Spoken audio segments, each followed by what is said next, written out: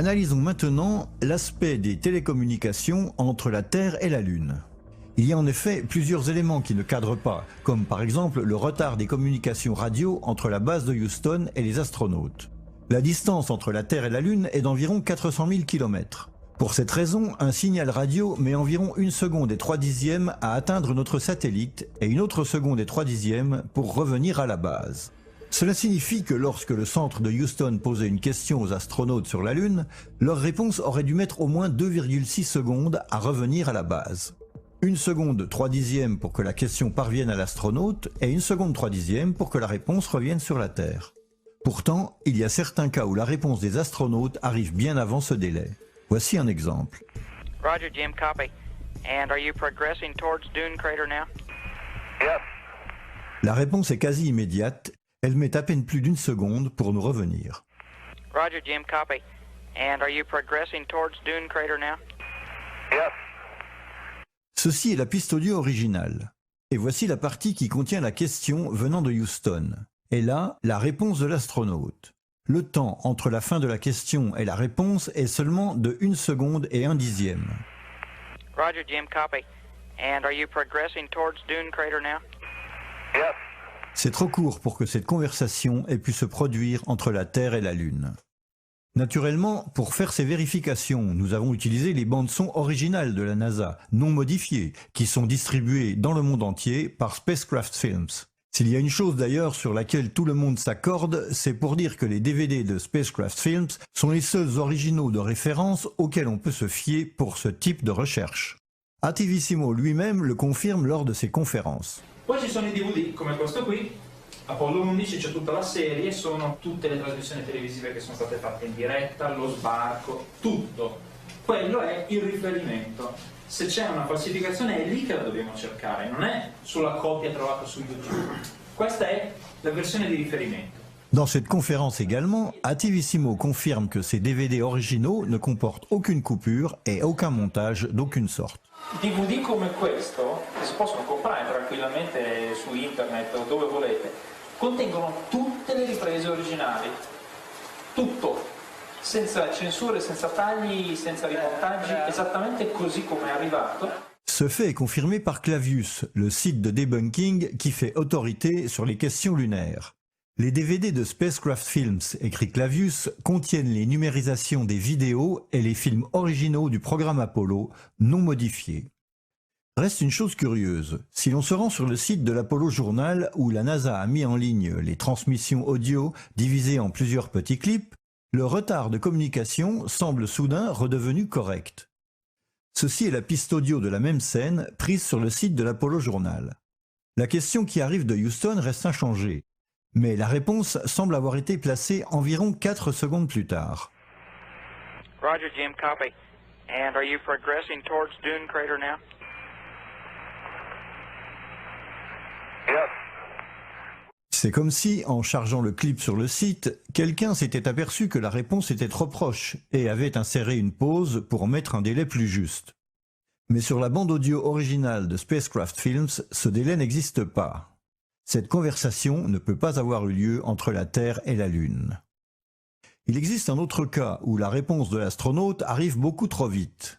We're interested in either documented samples or a rake sample there if you think it looks like a good area for a rake sample. Okay, understand, Joe. 1 seconde et 6 dixièmes. La réponse est trop rapide d'au moins 1 seconde pour pouvoir provenir de la Lune.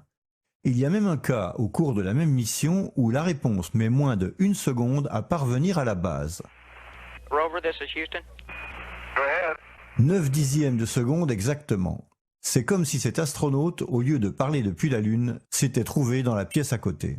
Rover, this is Houston. Go ahead. Question.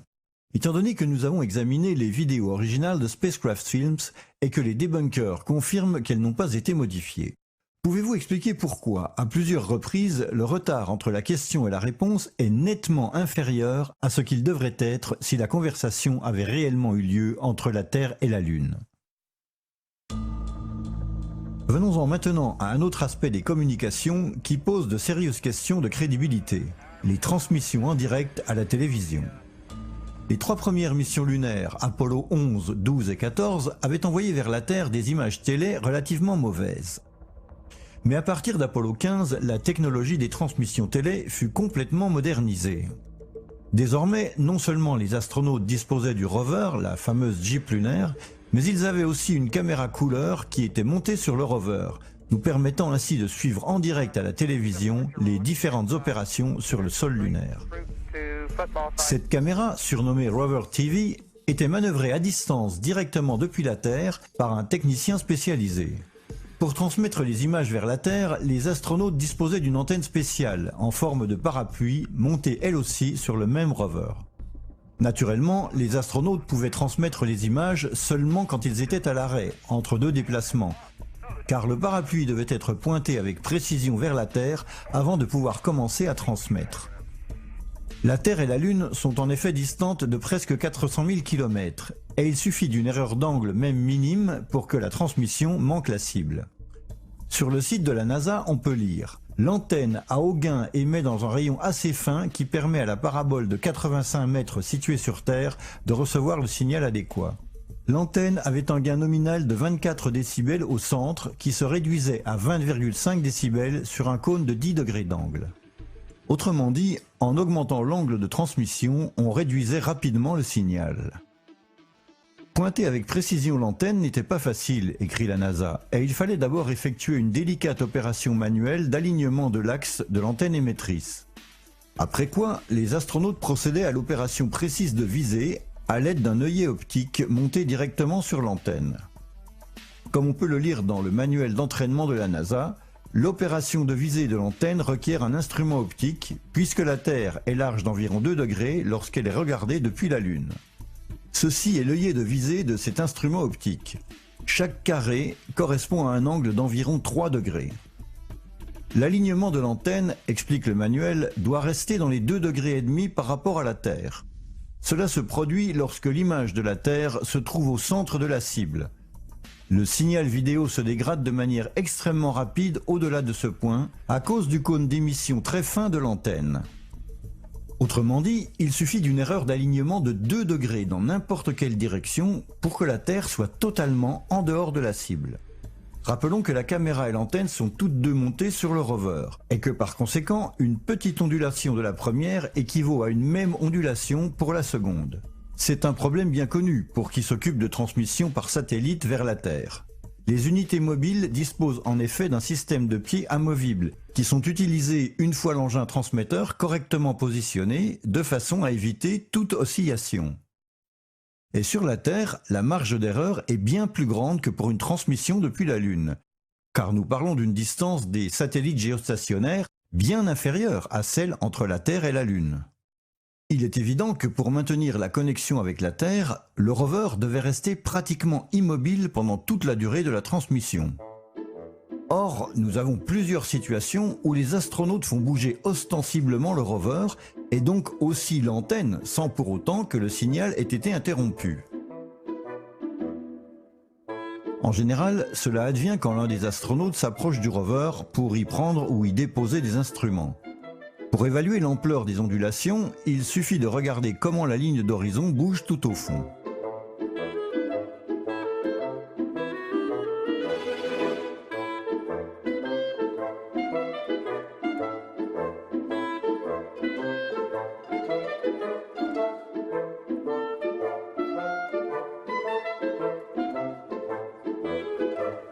Doté d'amortisseurs très souples, le rover oscille de façon visible dès que quelqu'un le touche. Mais comme nous l'avons dit, le signal télé ne décroche jamais.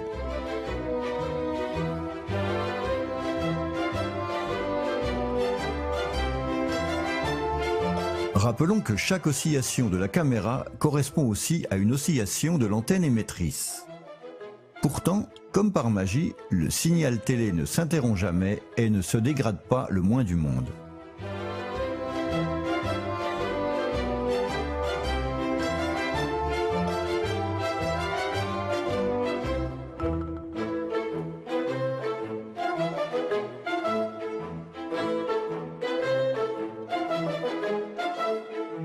Vu à travers l'œillet de visée optique de l'antenne, les oscillations du parapluie doivent avoir ressemblé à cela. Question. Sur Terre, les véhicules émetteurs sont équipés de pieds amovibles pour les stabiliser pendant les transmissions. Pourquoi la NASA n'a-t-elle pas également équipé le rover qui devait transmettre d'une distance plusieurs dizaines de fois supérieure à celle d'un simple satellite en orbite terrestre? Étant donné que d'après le manuel de la NASA, l'alignement de l'antenne doit rester dans les 2,5 degrés par rapport à la Terre et que le signal vidéo se dégrade de manière extrêmement rapide au-delà de ce point, comment a-t-il été possible de réaliser des transmissions télé malgré des mouvements comme ceux-ci, sans que le signal ne se dégrade ou ne s'interrompe à un moment pendant le direct depuis la Lune?